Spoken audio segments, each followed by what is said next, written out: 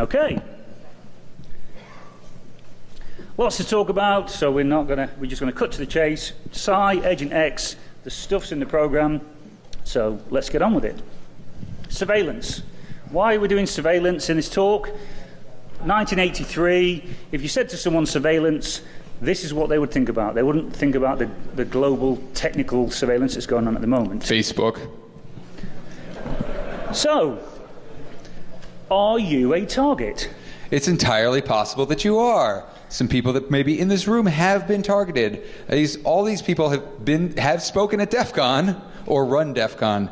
And where's the pointer? There you go.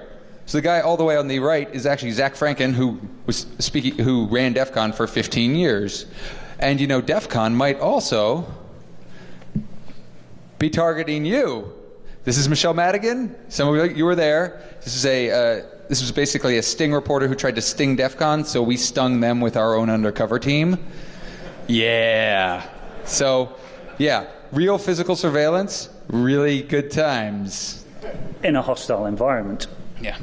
However, if your office at home looks like this, and you never leave your house, then you're probably not a target. Although it does look a bit like Major Malfunction's office. But this is way neater. Yeah, way neater. I mean, like cleaner. So, who's likely to be conducting surveillance? We've got the obvious three-letter agencies, the NSA, FBI, CIA, KFC. Okay, maybe not KFC, unless you're trying to sell the secret recipe to North Korea. But, you know, a lot of companies have the ability to engage surveillance teams if they require them. A lot of government departments, especially in the UK, you know, local government can hire and bring in surveillance teams. Her Majesty's Revenue and Customs looking for fraud, they have dedicated surveillance teams. And also, you as an individual can go and get trained. So this is a UK company run by an ex-military surveillance operator. So you provide two forms of ID, pay your money. If you pass the course, you get a formal qualification. So you become formally qualified in advanced surveillance techniques for only £2,300. So that's like in Brexit money, that's like $200. Yeah, pretty much. So one important fact we have to point out right at the very beginning of the talk is all surveillance operators and all vehicles involved in surveillance have what is called a heat state. Your heat state starts at 10 at the start of an operation or the start of an operational day. And every time you come into contact with a target or are exposed to the target, your heat state drops. To the point where, for example, if you crash your car into their car, you end up toast. Okay? At the end of the day, all of the operators will actually say what they think their heat state is. So your mission as a person that may be under surveillance is to rate or is to get their heat state to drop or make toast. Now, surveillance itself, three main stages to surveillance: the pickup, the follow, and the housing.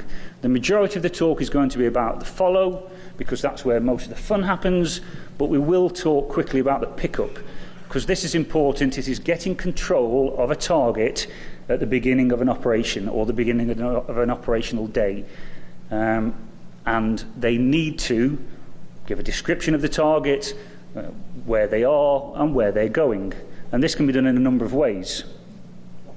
We can use static observation posts. This could be a neighbouring property, for example. Yeah, so this is the big white building. That's the Russian embassy in Washington. And the building across the street, that's the FBI static surveillance post that they've owned and operated for years. And it's very obviously a static observation post. Like, people are like, oh, what's with the giant cameras and the skylights? And no one goes through the front door. They always go through the back door on the adjacent street. They can also use static covert cameras. Again, with modern technology, they can fit a camera, monitor it remotely, and pick up the targets as they leave. Or they can use a mobile observation post. Now, I will cover this briefly. This is an ex-FBI 1989 Dodge surveillance vehicle that some guy bought at an auction and then videoed it and put it on YouTube. Now, On the top there, that houses the antenna. Each of the lights were fitted with microphones, front and back. All of the roof mounts were fitted with cameras, and inside we had a full suite of video and audio recording, a toilet, and aircon. Obviously, we've got to keep them happy. That's a pretty nice van. So, yeah, pretty nice van. Obviously not as nice as this van. No. So if you see this parked on your street, you've really screwed up, yeah? Yeah. Or they can use a surveillance vehicle. Now, one point of a surveillance vehicle is a lesser-known technique, and that's what's known as a boot fit, or a trunk fit, for you Americans out there. This is a specially adapted vehicle where the operator is in the trunk of the vehicle. Not comfortable, however, they have the ability to observe, to video, to take pictures, and it is very effective in certain circumstances because a big-ass van parked in this street would be obvious, whereas this could be a boot fit. So very limited time because obviously the operator inside is at risk. However, it works. Yeah. Now, in the program we said these techniques have been around for years. They've changed little. This is a film made in 1974 by the Brits and shared with our American friends under our special relationship. So special. So special. And this covers the pickup. Sequences have been shortened, Moving. as they say in the adverts. And south. Brown, roger. I love this Green, music. roger. The escort has remained stationary. The target passes the second car, who in turn sends the information that will enable the third car to take up the chase. From Brown, now moving west. Let's look at that sequence again as seen from the target's rear view mirror. He pulls away and moves off down the road. Nothing to arouse his suspicions. And at approximately 1 kilometre away from home, the green Magnum pulling out to take control of the follow appears as part of the normal traffic pattern. Although he has seen nothing, the target has been under surveillance most of the time. And a key point there is under surveillance. They are not following you. They are not right behind you. Ooh. Thank you. So within the follow, especially in a vehicle follow, you can lose the vehicle. It doesn't matter if you lose a vehicle, especially if you're on a long operation. It's better to lose the target than compromise the operation and make them aware they're under surveillance. Now, you heard them talking on the radios, obviously very old. Nowadays, for brevity, we use brevity codes. This makes it easier for the team to communicate.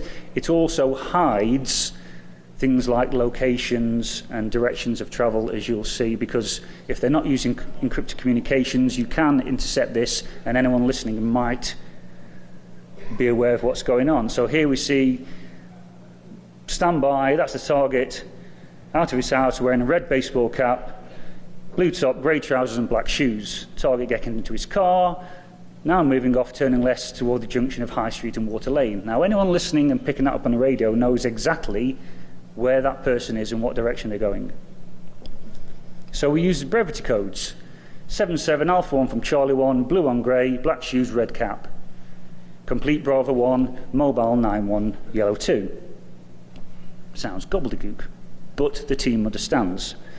The last part there is using what we call spot codes, which are on spot maps. And again, for ease of reference for the team, to be able to give the location of a target and a direction of travel, rather than saying that they're on this road, travelling towards the village of Earl Shilton, as you can see here, we can simply say, at red 6, intending right, committed, 9-1, red 5. Everyone understands where the target is and what direction they're heading. And so this kind of gets to something. We have spot maps made up for the entire operational area. Every car of how many cars? Potentially 8 vehicles and 16 operators. Yeah. So you're looking at binders full of information, rapidly put together with a big team. This is not a cheap thing to do if you're doing it right. It involves lots of teamwork, and when you can make a lot of toast, you can help break that team up, and thus ruin their effectiveness. So what are we looking for behind us if we think we're under surveillance? Obviously, they're going to be in a vehicle. If you're in Texas and they're all driving pickup trucks, they will be driving pickup trucks. If you're in a city, they will be in a sedan car. They will blend in with the environment. They will not be driving big-ass SUVs with government plates. Except in D.C. Except in D.C. Here is an extract from a local paper in Iowa, and here we see, just in one state, the large number of license plates issued for covert work. This is because in a professional team, an agency-level team, they will hold multiple license plates which they can change. And again, if you raise the heat state of that vehicle enough that they think it needs changing, they will change the license plate. This can't be done at the side of the road, because someone unscrewing a license plate and screwing another one in, someone's going to call the cops. And you don't want to have to explain what you're doing. So they will do this, and they will have to leave the follow while it happens. Now, as we said, they will not drive directly behind you. They will use other vehicles as natural cover. There will be 2 or 3 vehicles behind you. They will use parallel routes to get ahead of you. But in America, you've made it really easy. You've come up with a block system in most of your cities. So here we have a standard FBI floating box. The target vehicle in red and the direction of travel. So the target vehicle turns. The message is relayed to all of the team. And at the next opportunity, all the vehicles turn. The target continues. The other vehicles come in behind. And the target is still within the floating box. So pulling up to a light, traffic light, and then just as it's turning to red, driving through, will not stop this, because there will be someone on a parallel route that can pick you up. So how do we get around this? How do we conduct anti-surveillance? Now, a quick point here. Anti-surveillance is what you do as an individual to try and detect a surveillance team. Counter-surveillance is when you use a third party to do that. So me as a good guy, I have my own good guy surveillance team follow me to see if they can identify the bad guy's surveillance. That's counter-surveillance. When you're doing anti-surveillance, it's you on your own. And when you add a 4th team, it's counter-surveillance. Just to confuse things. Turtles all the way down. So, quite simply, you can do simple things like vary your route, use public transport, and I don't mean from outside your house. Drive somewhere, park your car, get on a bus, get in a cab, because buses and cabs in most cities around the world can go places where normal vehicles can't. So if you're in a cab or a bus, they are not going to be able to follow you down this road. Also, they have to make a decision. If you get on a bus, why are you getting on that bus? Are you meeting someone on that bus? Are you doing something nefarious? Do they need to put someone on there with you? At that point, you are in control. You can observe everyone that gets on and watch them and make note of them. You need to be observant all the time. And so, of course, so one of the things we're doing here, right, is we're switching up the tempo on the surveillance team. We're putting them on the back foot. We're forcing them to make decisions quickly that are awkward. 50-50 decisions. And if we're lucky, they'll make a 50-50 decision and it'll come out bad for them and good for us. We'll spot them because they're too close, or we see them over and over again. And obviously, if they do try to follow you down here, they're likely to get stopped by this. And again, they then have to explain what the hell they're doing in the bus lane. We can use natural choke points. Now, here we have 2 villages circled, and if you drive around the road, around the lock here, it's about 47 miles. The roads are really crappy, and it takes a long time. However, between the 2 is a ferry. Again, if you're in an area where this sort of thing is, in the lakes area, in New York with car ferries, use this to your advantage. If you get on here, again, the decision comes, are they going to drive 47 miles to try and catch the other side, or are they going to put 1, 2, 3 vehicles on here with you? At that point, again, you're in control. You can see and look at everyone that's on there.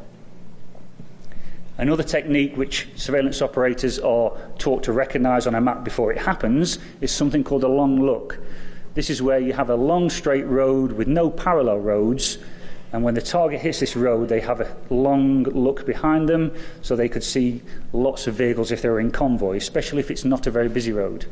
Again, a lot easier in the States. I sat in the middle of the road here and took a picture one way. This was 8 miles long, this straight. There were no parallel roads. I saw one other car in 4 hours. So a surveillance team behind me on this road, I would hope I'd recognise them. The other thing about that is you're forcing the team to also do resource management. So they're going to have to put one car down that road because they can't put all of them down that road right after you. It sticks out, right? It breaks the pattern. And that's the thing. If we can figure out how to choke them and break the pattern, we're going to spot them. We can also use technology to our advantage. If you've got someone that can assist you, what you can do is have them at a choke point, at, say, the morning, and they video every car that comes through before and after you for a period of 10 minutes. Then later in the day, at another geographic different location, again, do the same. Then you get 2 lists of license plates, compare the two, and if a license plate turns up on both lists, potentially that's a surveillance vehicle. Technology can help us. So the OpenALPR program, Automatic License Plate Reader. So this is a bit of footage I took with an iPhone. In real time, there is the image. In the bottom right-hand corner, that's me running the image file through the software. Now, the software reads the image file frame by frame. So you will have multiple instances of the same license plate. So, again, we can use technology. We can run the software, extract it to JSON, convert that into a SQL file, and that's not playing. Thank God we recorded the demo. Yeah, and that is recorded.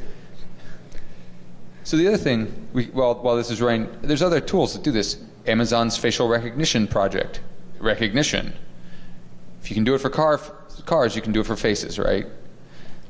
So, out of the box, SQLite on Kali doesn't support regular expressions, so we download and install a Perl regular expressions module, read in the SQL file, run a standard query.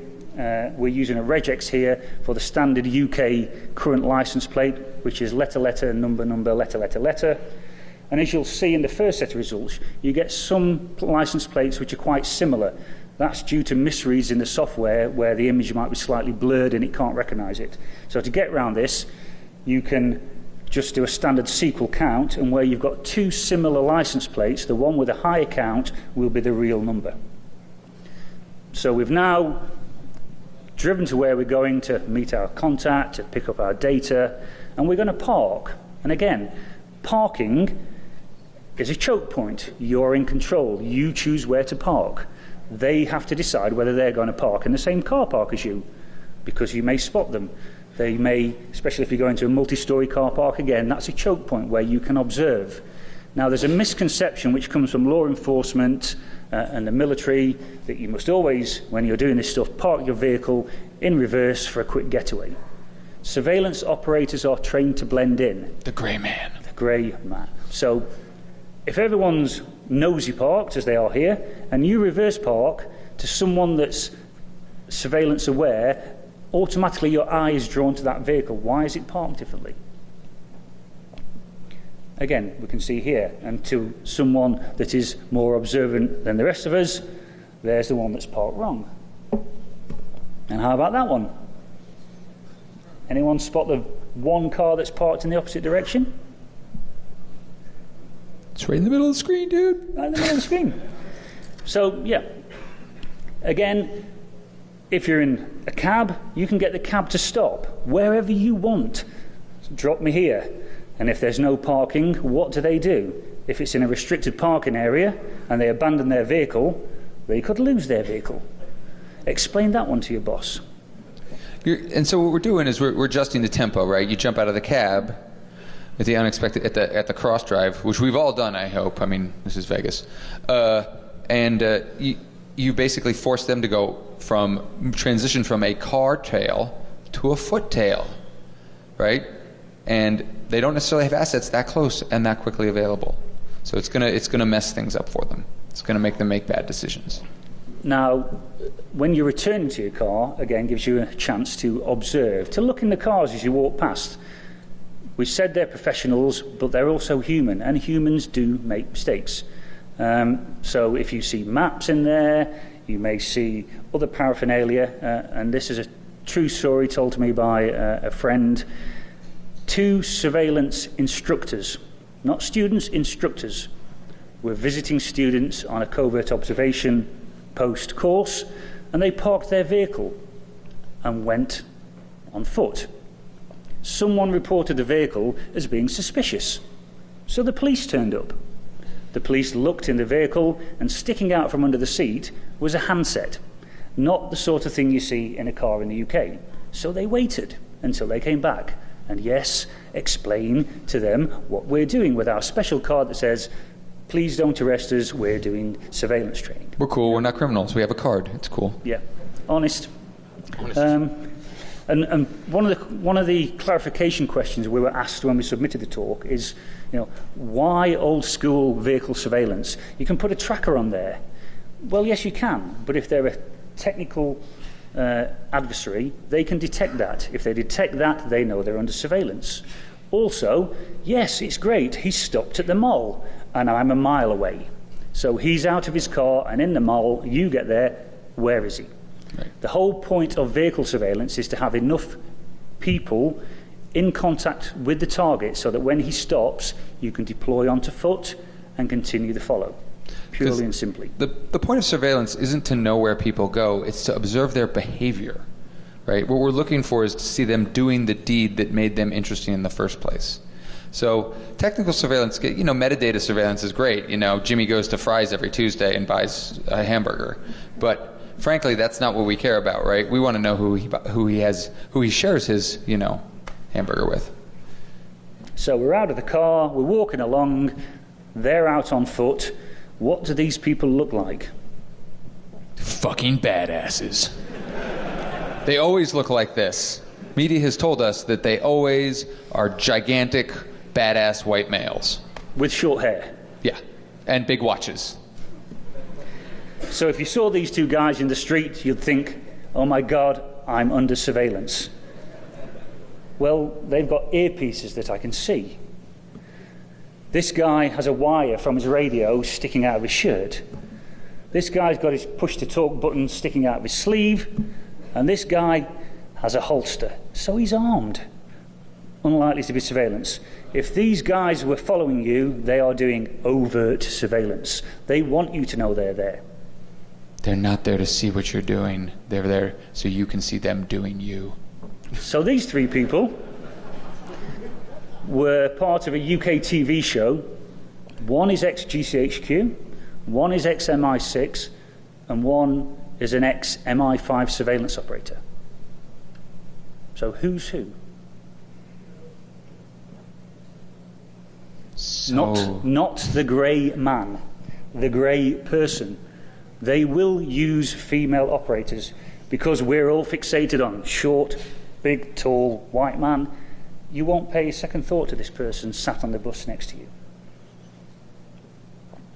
Also, for newbies into surveillance, they fall into the habit of the unofficial uniform, where they all dress so differently that they all dress the same, wearing black shirts. That never happens. No one ever wears black t-shirts and jeans all the time. What are you talking about? They wear khaki shorts and black t-shirts. That's their summer clothes. So they're on foot, they still need to communicate. They will have an earpiece. This will be a wireless earpiece. You will not see anything sticking out of their ear. If you've got big ears like me, you won't see anything. You might, if you're lucky and you get close enough, see the retractor stem on the earpiece. You need to get signals to the earpiece. So they wear an induction loop around the neck. This also has a microphone in it to transmit the data. The antenna is normally worn up the centre of the back and across the shoulders in a T-shape for the best attenuation. And the press to talk switch, or the pressel switch, doesn't hang down your sleeve. It will be secreted somewhere else inside your clothing where it can't be seen. The whole kit is worn in a vest with the radio on one side, the battery on the other side to reduce bulk. So this is quite a lot of equipment that they're wearing. And of course they have to wear clothing to conceal it. Now, talking about clothing, they will utilize changes of appearance. Now, very old photographs. I do love me a good Stasi archive. Yeah, these are. This is where I get all my fashion tips. These are taken from the Männer archives from the Stasi, which was the East German secret police, who had a huge surveillance capability.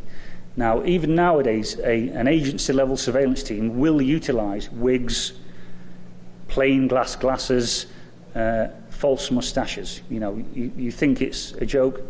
It works. It's all about breaking up the outline, right? I mean, from the head up, these two guys are totally different, right? It's the same shirt, but the outlines are different. And we're not really good at typing all the people around us. We make this little outline around people, and that's about it. So all you have to do is break that outline, and you can disappear into a crowd pretty easy. Now, one of the problems as a surveillance operator doing change of appearance is you have a limited time to do this. And people forget. You know, surveillance operators like goons. Any goons in here? Yeah? Yeah, there's a couple goons in here. You spend all day on your feet. So you've got a pair of shoes that you like and are comfortable. Yeah? They're fabulous. Shut up. There's no place like home. There's no place like home.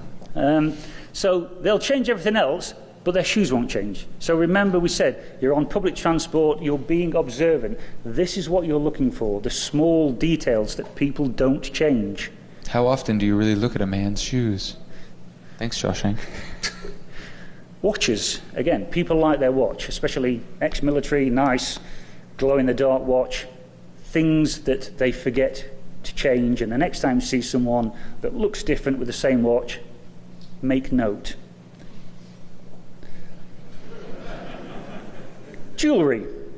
Again, wedding rings, necklaces, women with earrings. So, they're behind you. Oh, no, they're not. No. They're behind you. So what are they doing behind you? They will be conducting most likely the standard ABC pattern. So we've got the target in red. Directly behind the target is the guy that is in control. Only one person is ever in control and has eyeball on the target. Behind him is the person that is backing, that is in a position to take over control. And on the opposite side of the road is the trail, slightly behind the target so they can observe at a distance. You can't do this with one or two people, okay? So if you think you're like, I'm going to follow that person, yeah, you're following them into a trap. So the target turns the corner. Now, has the target continued to walk, or has the target stopped to wait to see who follows him around the corner? The trail being on the opposite side of the road can see this. They can pass the message that, no, the target has continued to walk up the road. So the guy in control crosses the road. The trail crosses and becomes control. The guy in control is now the trail, and the guy backing is now backing. You still have maintained control of the target. You are still imposing surveillance. And the other 15 guys in the team, 14 guys in the team, they, again, may be on parallel routes, maybe further back, and can swap and change so that you can limit your exposure to the target. Now, from our perspective, we want to conduct anti-surveillance against these guys and girls. So we use the surroundings to our example. When we're doing anti-surveillance, we want to identify them without letting them know we are trying to identify them, because that gives the game up. You want to know they're there so that you can either lose them to do what you need to do, or do what you need to do when they can't see you. So we can use the environment in subways, the sort of mirrors you see in UK in the underground. Walking along the street, window shopping. Window shopping's a great thing because windows are reflective. You're not looking for who's on the same side of the road as you. You're looking who's on the opposite side of the road. You're looking for the trail because they may become complacent, not being directly behind the target, not rotate as much, and if you keep seeing the same person on the other side of the road, potentially that is someone that has you under surveillance. Yeah. And so this is kind of one of the things you see, a pattern you see. So when the CIA has trained people to do what they call counter-surveillance routes, which are really anti-surveillance routes, one of the things they do is you got to really learn that urban terrain. You have to learn where those mirrors are. You need to learn what windows work for you, where the choke points are, so on and so forth. So they really do invest a lot in having case officers really, really well know how to really well run their anti-surveillance routes. And to the point where case officers are like, I've been running anti-surveillance routes for 3 months now. When do I get my job? So you are in control here. You choose the environment. You choose the place. Again, if you're in a large mall, get on the escalators. It's natural for people to stand on the escalator and turn around and look around them and look behind them and talk to their friends. Gives you the opportunity to see who's one story below coming up. Now, we all carry mobile phones, so why would you want to use one of these? Use a payphone. It gives you a reason to stop. It gives you a reason to look around you. Surveillance operators are trained, if the target stops, they need to have a reason for being there. So they don't just stop and turn their back and pretend they're not there. You know, they'll go into a shop, or they'll go up to a store, or they'll walk to a phone and pick it up and pretend they're doing something else. But you've already used that. They've got to find somewhere else. This is called cover for action, by the way. It's basically the reason you're there. You all know the answer to this one. It's I'm here, I have a switch, and I'm here to put the stuff inside your network. You have a cover for action. There's a reason you are in that environment, and it's natural and smooth.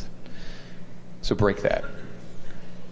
So again, we can use natural choke points when we're out walking.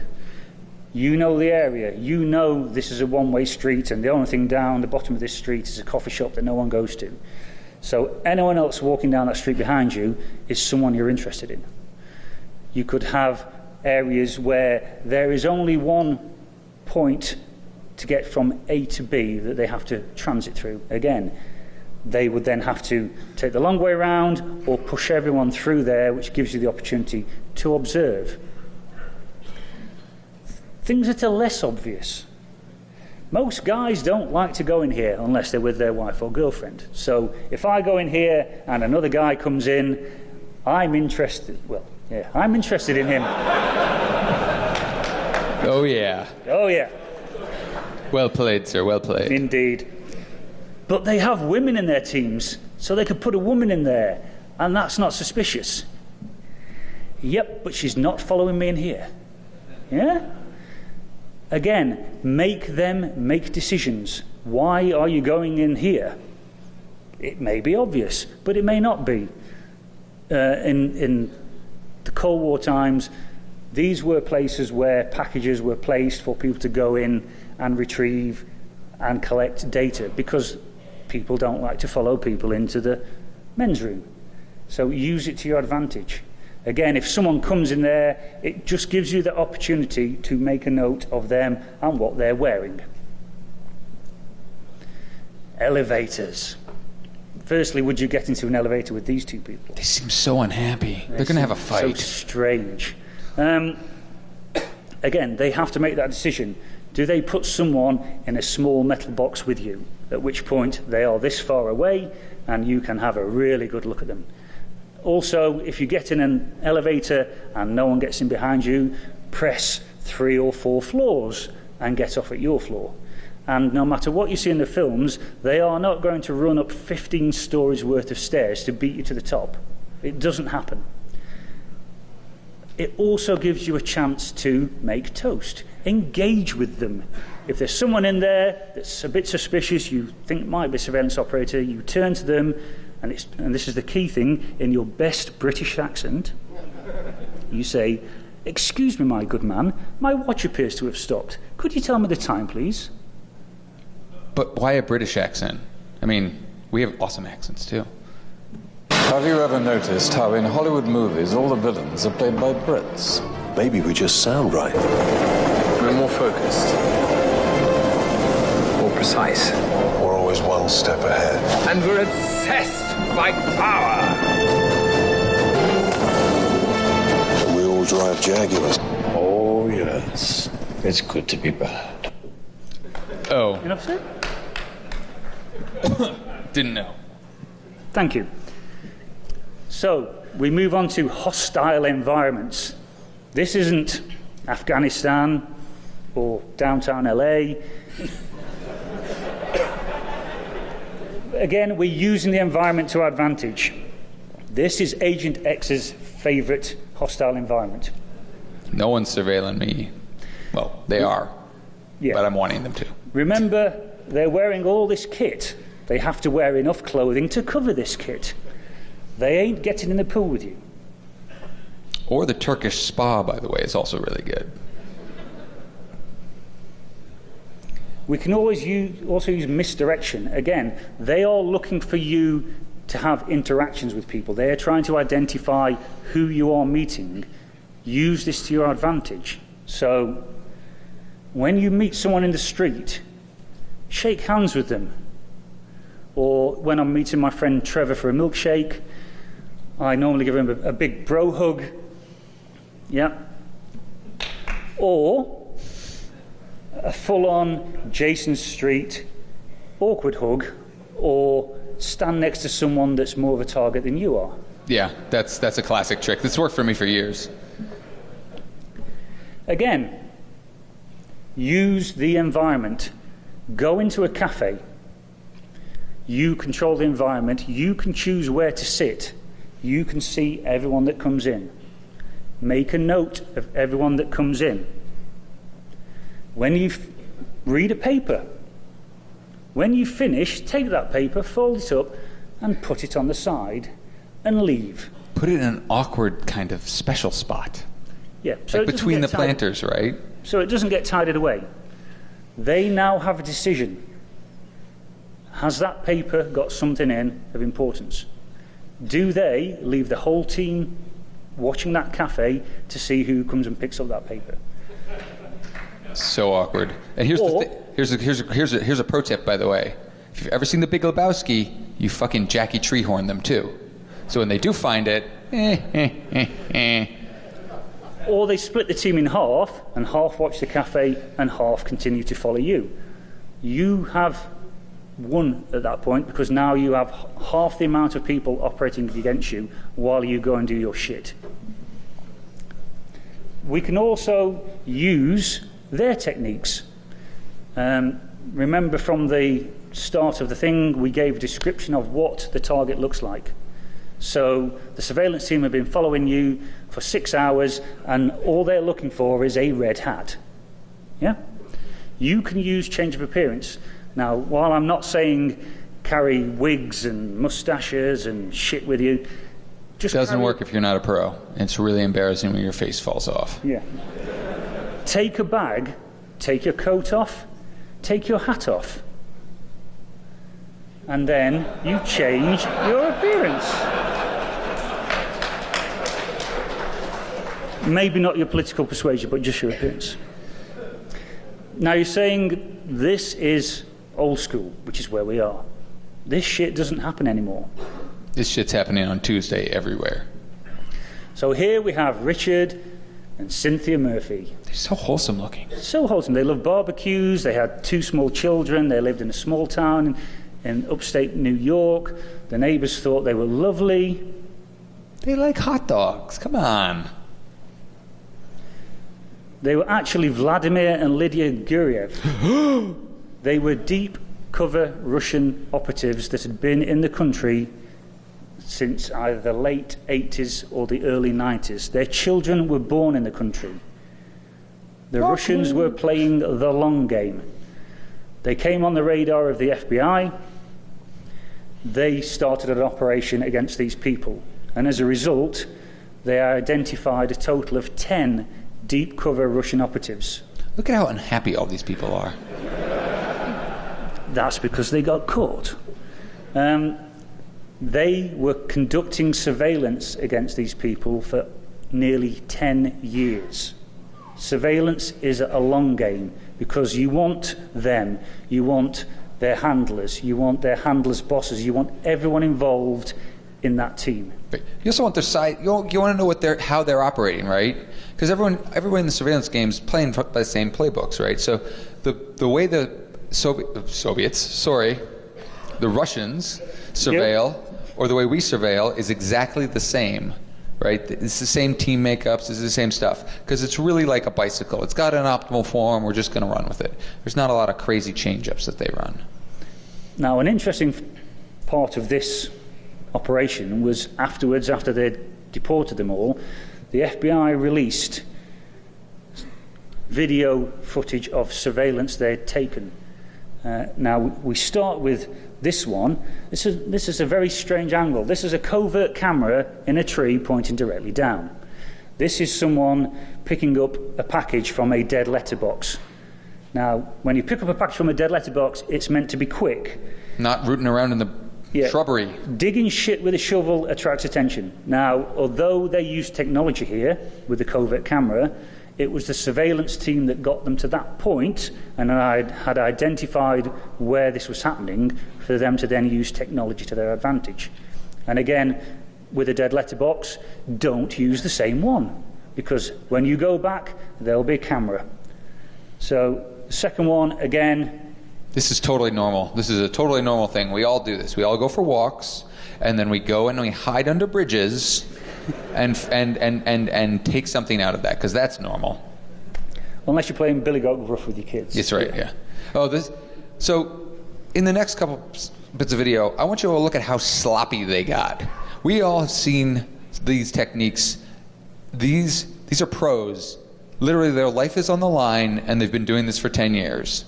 This is what pros look like. This is a brush pass. This is meant to be two people carrying the same item in a busy, crowded street.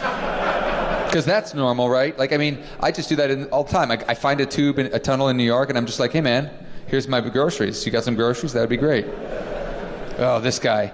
So they not a spy. They need to go back to school. That wasn't slick. Now, this guy is even better. This is a subway. Just hanging out. Yeah, we're not really acting suspicious. I'm like, no, he's not coming. No, I can't. Because we all hang out in the subways of New York, right? Like, you got to take the subway. You don't even want to be on the subway anyway. Hello? You're not going to hang out there. Yeah, so the FBI got bored, didn't they? And they cut the footage. They edited the footage. I don't know how long the guy was loitering in there, but then eventually they start the footage again, and I'm here. Quick adjust to the clothing, and we're off to do our brush pass.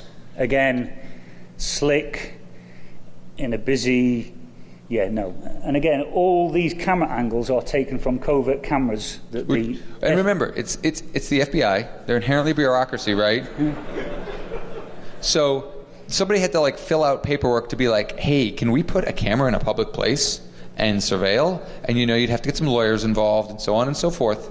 So a lot of this stuff isn't, you know, it took a long time to set up. It's pretty sloppy on the part of the Russians. Now, remember earlier we said, you control the environment. Go into a cafe where you can see, you can observe, you are in control. So the two guys in the middle of the frame are the targets, of course, right? Now, what they're actually doing isn't overly suspicious in a cafe, passing something between two bags.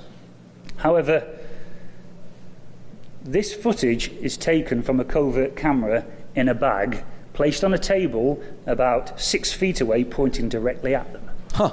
No one does that. So, ever. This thing about being observant and looking in and using your surroundings, but it also shows the length that a surveillance team will go to get close enough to get the evidence they need. So this is the other thing. They're putting operators really close to the target. I mean, this is burning distance, right? At this point, I mean, this is... The person's leg is one of the operators, and if you watch the full footage, there's other people that obviously have interactions with the leg. So there's like 3 FBI people in here. And they didn't spot them. And they didn't spot them. Bad on them. So, I say we can't cover everything in 45 minutes. So in summary, use your environment. You are in control. You choose where you want to go and make them follow you, not you be where they're waiting for you. Right. You can set the tempo because they're following you. You're the leader. Set the tempo and then change it on them. They'll hate it. They won't like it. Make them make decisions. Again, make them make bad decisions. So they are showing out, they are making themselves obvious to you as the target. The best one is, if you can, divide and conquer. You either get them totally looking in the wrong direction, or you get the team to split so you only have half the amount of people operating against you. Always make toast. Always be making toast. That's the key thing here. And if you do happen to be a target, or you are doing something that maybe you shouldn't be doing, not that I'm saying anyone here was likely to be a target of surveillance. That never happens. If you are doing something and you are going to meet someone, if you're a press and going to meet a source, for example. You're buying bath salts with bitcoins. Yeah. Whatever. If you are ever in doubt and you're in that position, abort. You may be under surveillance, but abort so that you don't then draw someone else into their circle. Now, everything that we've said in this talk is in the public domain. I haven't given away anything that's super secret. I haven't knowingly broken the Official Secrets Act. That's important for you. I'm not covered by that. So please don't arrest me when I try to leave the country, because that doesn't happen over here. Yeah, and all this stuff is public. You read these books, they all cover the same stuff. So anyway. So that concludes the talk. As we have run just over, we will take questions, but we'll do it in the chill-out area so that the next speaker can get on here. Thank you very much for listening. Thank you. Follow us on Twitter. Follow us right now. Cheers.